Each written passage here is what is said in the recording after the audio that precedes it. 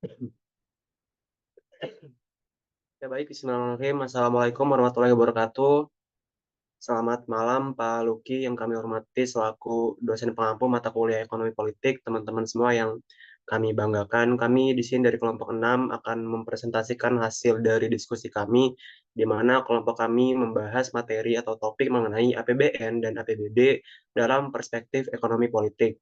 Saya Saidi sebagai moderator yang akan memimpin jalannya diskusi kita pada kali ini, di mana di sini saya ditemani oleh empat presentator lainnya, ada Maratu Alhidayah, ada Opi Sulistia, Zulfikar Fahmi, dan juga Hilal Maulana Alamsyah.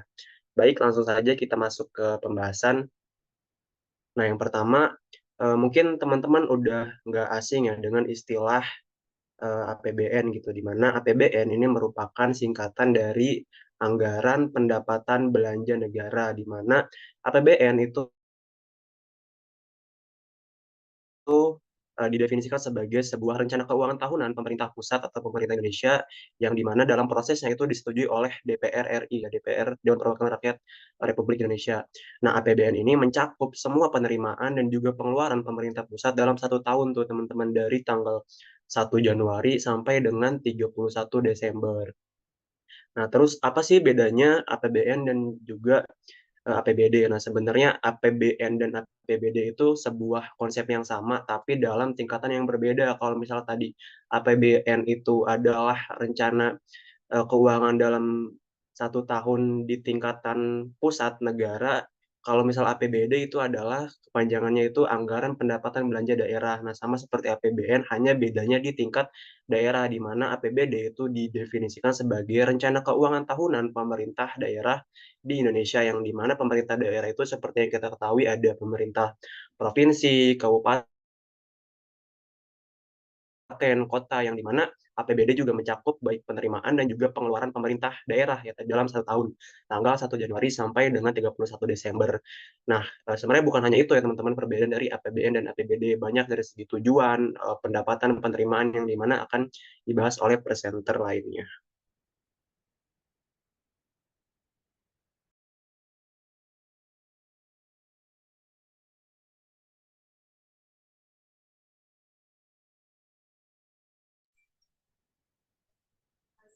Selanjutnya itu ada apa sih tujuan dan juga fungsi dari APBN. Pertama itu ada tujuan APBN. Pertama itu ada sebagai pedoman penerimaan dan pengeluaran negara dalam melaksanakan pemerintahan, lalu ada tentang transparansi dan pertanggungjawaban pemerintah pada DPR dan juga masyarakat luas, lalu ada meningkatkan koordinasi antara bagian dan juga dalam lingkungan pemerintah. Lalu ada membantu pemerintah mencapai tujuan fiskal serta memungkinkan pemerintah untuk memenuhi prioritas belanja. Nah, selanjutnya, apa sih fungsi dari APBN itu? Yang pertama itu ada fungsi alokasi. Yang artinya fungsi alokasi ialah sebuah fungsi yang bertujuan untuk membagi proporsionalitas anggaran dalam melakukan alokasian pembangunan dan juga pemerataan. Dalam fungsi ini, anggaran negara harus terarah untuk memangkas pengangguran dan juga efisiensi dalam sumber daya dan juga menambah daya guna perekonomian. Yang kedua itu ada fungsi distribusi, yang artinya fungsi ini bertujuan untuk penyaluran dana kepada masyarakat sesuai dengan alokasi yang sudah diterapkan. Yang ketiga ada fungsi stabilisasi, yang artinya anggaran negara berfungsi untuk menjaga keseimbangan antara masyarakat melalui intervensi guna mencegah adanya inflasi. Selanjutnya ada fungsi otoritas. Artinya, fungsi ini mengandung artian bahwasannya anggaran sebuah negara itu menjadi sebuah tonggak ataupun pokok pelaksanaan pendapatan dan belanja dalam setiap tahunnya. Selanjutnya ada fungsi perencanaan. APBN berfungsi untuk mengalokasikan sumber daya sesuai dengan apa yang sudah direncanakan setiap tahunnya. Dan yang terakhir itu ada fungsi regulasi, artinya APBN digunakan untuk mendorong kebutuhan ekonomi suatu negara. Next slide.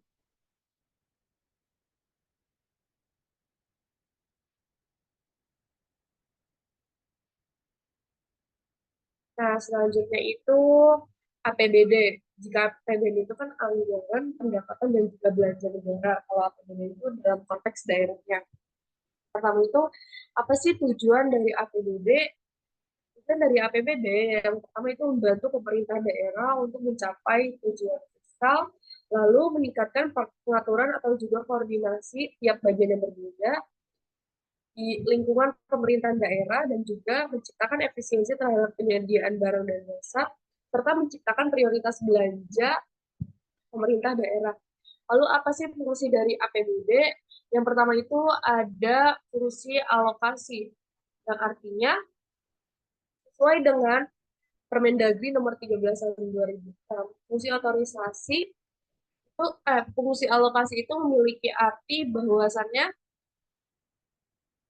APBD diarahkan untuk menciptakan lapangan pekerjaan serta untuk mengurangi pengangguran dan juga untuk meningkatkan efisiensi serta efektivitas perekonomian. Lalu ada fungsi distribusi yang artinya APBD ialah sebagai uang rakyat, maka penggunaannya pun harus digunakan untuk memakmurkan serta menyejahterakan masyarakat di daerah yang bersangkutan. Lalu ada fungsi stabilisasi atau memiliki arti sebagai APBD dijadikan sebagai alat untuk memelihara dan juga mengupayakan keseimbangan fundamental perekonomian pada suatu negara. Selanjutnya ada fungsi otoritas yang memiliki arti bahwasannya APBD bisa melaksanakan pendapatan dan juga belanja daerah di tahun yang bersangkutan, serta otorisasi berarti pemberian kekuasaan pada pihak yang berwenang untuk melaksanakan dan juga menjalankan anggaran pendapatan belanja dan pembiayaan sesuai dengan RAPBD yang telah dibuat.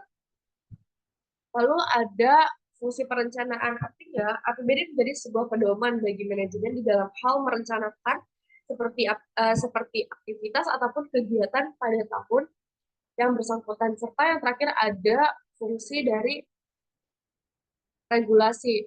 Adanya APBD ditujukan untuk menjadi sebuah pedoman untuk bisa menilai apakah aktivitas penyelenggaraan pemerintah bisa sesuai dengan apa yang telah ditetapkan.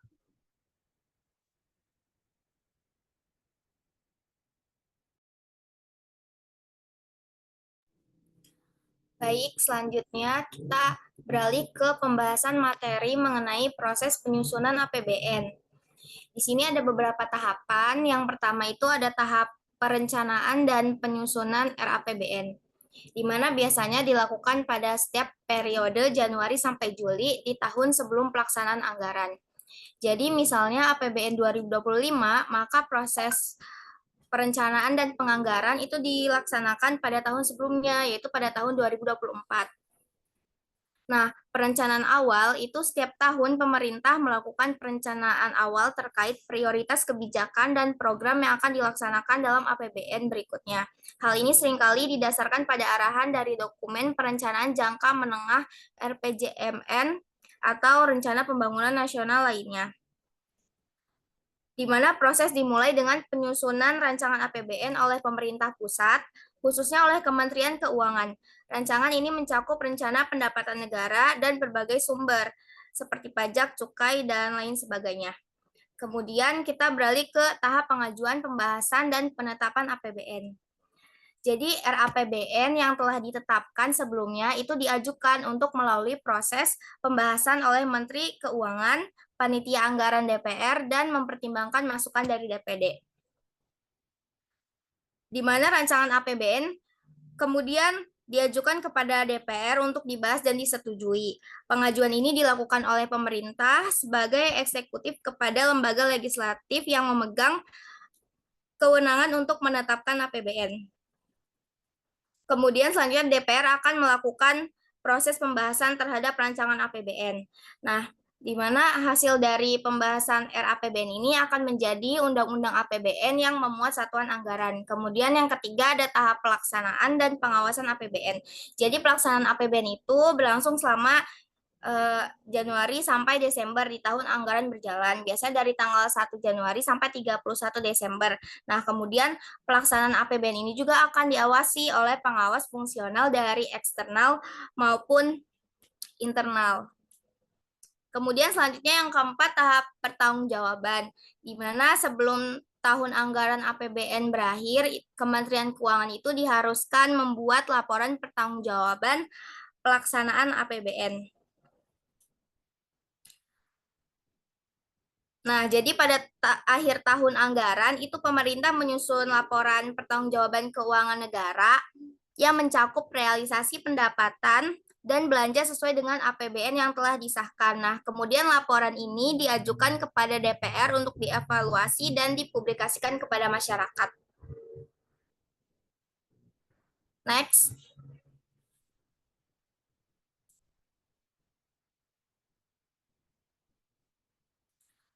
Berikutnya, materi mengenai proses penyusunan APBD. Ada beberapa tahap. Yang pertama itu tahap perancangan dan pengajuan APBD. Jadi APBD dirancang dan diajukan oleh pemerintah daerah kepada DPRD, dilengkapi dengan dokumen-dokumen pendukung. Di mana perencanaan awal itu dilakukan oleh pemerintah daerah, dimulai dari proses penyusunan APBD dengan melakukan perencanaan awal berdasarkan dokumen perencanaan jangka menengah daerah atau RPJMD atau rencana pembangunan daerah lainnya. Nah, pada tahap ini prioritas program dan kegiatan yang akan dianggarkan dalam APBD itu ditetapkan. Nah, proses ini dimulai juga dengan penyusunan rancangan APBD oleh eksekutif daerah berdasarkan prioritas pembangunan. Oke, lanjut. Sebelumnya, ya, yang kedua itu ada tahap pembahasan, persetujuan, dan penetapan APBD. Nah, jadi rancangan APBD itu akan dibahas oleh pemerintah daerah dengan usulan dari DPRD. Nah, jika rancangan ini disetujui oleh DPRD, maka RAPBD akan ditetapkan sebagai APBD melalui peraturan daerah. Namun jika rancangan tidak disetujui, maka akan digunakan RAPBD pada tahun sebelumnya. Kemudian ada tahap pelaksanaan dari APBD, di mana setelah APBD ditetapkan dengan peraturan pemerintah, maka ketentuan lebih detail soal pelaksananya akan lebih lanjut dituangkan melalui keputusan gubernur atau wali kota atau bupati. Nah, biasanya juga pelaksanaan dilakukan pada tanggal 1 Januari sampai 31 Desember pada tahun anggaran. Kemudian yang keempat ada tahap pertanggungjawaban APBD, di mana laporan pertanggungjawaban pelaksanaan APBD harus disampaikan oleh kepala daerah kepada DPRD. Nah, kepala daerah ini wajib menyampaikan rancangan peraturan daerah tentang pertanggungjawaban pelaksanaan APBD yang berupa laporan keuangan kepada DPRD paling lambat 6 bulan setelah tahun anggaran berakhir. Nah, kemudian nanti laporan ini juga diajukan kepada DPRD untuk dievaluasi dan dipublikasikan kepada masyarakat. Cukup, terima kasih.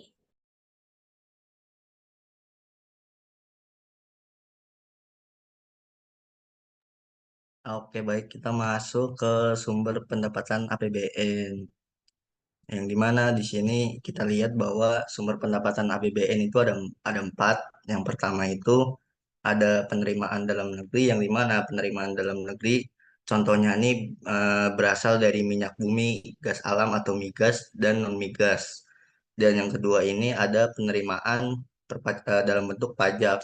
Contohnya ini dalam hal pajak penghasilan, yang dimana pajak penghasilan adalah pajak yang dipungut atas penghasilan orang pribadi, badan maupun karyawan. Terus juga yang kedua ada pajak pertambahan nilai atau PPN. Pajak ini dipungut atas pertambahan nilai dari setiap peredaran barang dan jasa. Dan yang ketiga ada pajak bumi dan bangunan atau PBB, yang dimana pajak ini dipungut atas kepemilikan atau penguasaan atas tanah atau bangunan. Yang keempat, ada pajak bea cukai, yang dimana pajak ini dipungut atas barang dari masuk atau keluar dari wilayah Indonesia. Dan yang terakhir ini adalah pajak lain, yang dimana pajak lain ini bisa dari pajak penghasilan final, pajak atas bunga deposito, dan pajak udara. Terus juga ada penerimaan bukan dari pajak, yang mana pajak pajak penerimaan bukan dari negara ini dari pajak sorry, adalah yang pertama hasil BUMN, yang dimana hasil-hasil BUMN ini bisa ditarik dalam hal keuntungan yang bergerak di sektor tertentu. Yang kedua ada penerimaan dari pengelolaan sumber daya alam, yang dimana tadi disebutkan bahwa sumber daya alam yang bisa diterima yakni adalah minyak bumi, gas alam, batu bara, dan mineral. Terus juga ada penerimaan dari denda dan sanksi, yang dimana penerimaan dari denda dan sanksi ini dapat dikenakan atas dari pelanggaran peraturan perundang-undangan. Dan yang lain adalah penerimaan seperti dari jasa layanan negara, seperti penggunaan maupun penerimaan bandara dari bandara maupun pelabuhan. Dan yang terakhir ada hibah, yang dimana hibah ini adalah penerimaan negara yang berasal dari pihak lain, bisa dari dalam negeri maupun luar negeri, yang dimana hal tersebut tidak termasuk kewajiban. Contohnya ini ialah dari hibah luar negeri, misalkan dana bantuan dari negara lain atau lembaga internasional, dan hibah dari dalam negeri bisa dari dana bantuan pihak swasta maupun organisasi masyarakat sipil. Dan juga yang terakhir ada komposisi sumber daya APBN, yang dimana setiap eh, ke keuntungan APBN ini beda-beda, jadi tergantung kondisi dan kebijakan pemerintahnya juga. Next.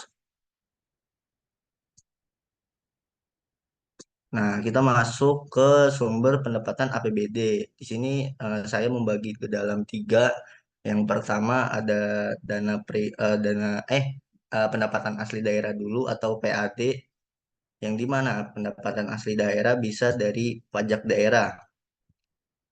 Pajak daerah ini eh, Sebentar, pajak daerah ini bisa dari pajak hotel, pajak restoran, pajak reklame, pajak hiburan, PBB, bea perolehan hak atas tanah atau bangunan, dan pajak kendaraan atau lain sebagainya. Terus juga ada retribusi daerah, yang dimana retribusi daerah ini bisa berbentuk dari jasa usaha, perizinan dan pemakaian barang milik daerah, kebersihan dan keindahan kota, dan lain sebagainya. Dan yang terakhir ini ada hasil usaha daerah, yang dimana hasil usaha daerah dari BUMD maupun sewa aset daerah bisa dijadikan sebagai pendapatan asli daerah.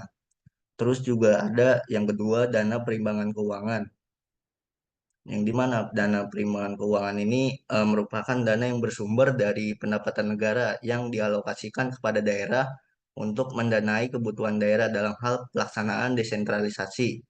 Contohnya dana perimbangan keuangan ini ialah dana bagi hasil atau DBH, yang dimana DBH ini dana yang berasal dari hasil eksplorasi SDA yang dikelola oleh pemerintah pusat dan pemerintah daerah. Terus juga ada dana revisi daerah atau DRD, yang dimana dana ini dialokasikan kepada daerah untuk membantu menyelesaikan permasalahan keuangan daerah. Terus juga ada dana otonomi khusus atau DOK, yang dimana dana ini dialokasikan kepada daerah otonomi khusus untuk membantu pelaksanaan pembangunan di daerah tersebut. Dan yang terakhir ada afirmasi infrastruktur daerah, di mana dana ini dialokasikan kepada daerah yang ya, untuk membantu pembangunan infrastruktur di daerah tersebut.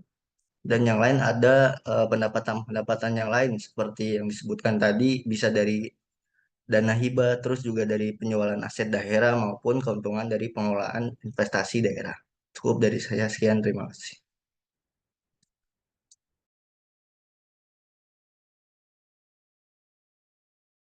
Nah, oke, selanjutnya ialah APBN dan APBD dalam perspektif ekonomi politik neoklasik.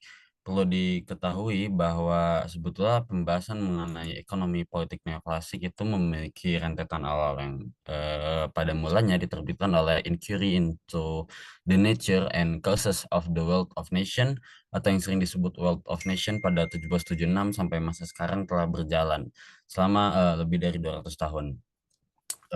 Ekonomi neoklasik banyak salah satunya dianut oleh pemikir-pemikir lama. Smith pada awalnya mengutip bahwa ilmu ekonomi klasik bukanlah sekedar versi modern dari ekonomi politik klasik. Bahkan pendekatan neoklasik dianggap lahir pada dekade 1870 ketika sebuah sistem pemikiran didominasi oleh agenda klasik seperti pertumbuhan, distribusi, dan teori nilai tenaga kerja. Setelah dekade 1870-an, agenda ini kemudian memiliki banyak perubahan. Nah, jika berbicara mengenai APBN dan juga APBD dalam perspektif ekonomi politik neoklasik menekankan prinsip-prinsip seperti rasionalitas individu, keseimbangan pasar, dan efisiensi alokasi sumber daya. Prinsip-prinsip inilah yang membentuk kerangka bagaimana APBN dan APBD dikelola dalam konteks ekonomi politik. Jika dalam prinsipnya, ekonomi politik neoklasik itu memiliki rasionalitas individu yang pertama. Prinsip ini berasumsi bahwa individu bertindak berdasarkan kepentingan pribadi yang rasional dan berusaha memaksimalkan utilitas mereka. Dalam konteks pengelolaan, kita bisa lihat bahwa pengertian atau yang biasa dilakukan pada keputusan fiskal harus diarahkan untuk menciptakan insentif yang mendorong perilaku rasional dan efisien dari individu. Kemudian ada keseimbangan pasar. Ekonomi neoklasik meyakini bahwa pasar cenderung menuju keseimbangan di mana permintaannya sama dengan penawaran atau harus ada kestabilan. Ketika pemerintah seharusnya meminimalkan intervensi kecuali untuk mengoreksi kegalauan pasar seperti ada monopoli atau obligasi dan eksternalitas negatif. Kemudian ada efisiensi alokasi sumber daya. Prinsip ini yang menekankan bahwa sumber daya itu harus dialokasikan sedemikian rupa sehingga mencapai efisiensi yang maksimal. Pemerintah juga perlu untuk membuat keputusan dengan cara yang paling produktif dan menguntungkan.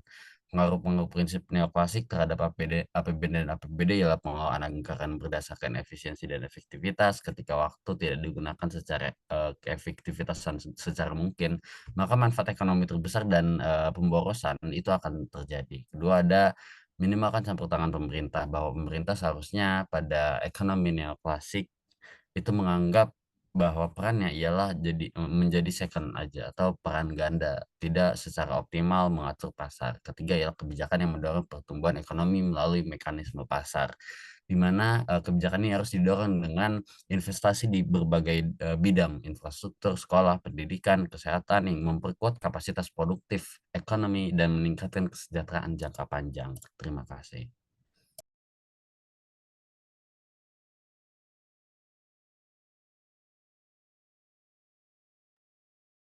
Ya baik, terima kasih atas kepada para presenter atas pemaparan materi yang telah disampaikan. Izinkan saya menyampaikan kesimpulan dari materi kami kali ini, di mana tadi kan kami sudah menjelaskan bagaimana perspektif ekonomi politik dalam hal ini khususnya ekonomi politik neoklasik dalam melihat APBN dan APBD, di mana ekonomi politik neoklasik itu memandang bahwa pengelolaan anggaran itu harus didasarkan pada efisiensi dan efektivitas, dan di mana itu semua ada di dalam pengelolaan perencanaan APBN dan APBD.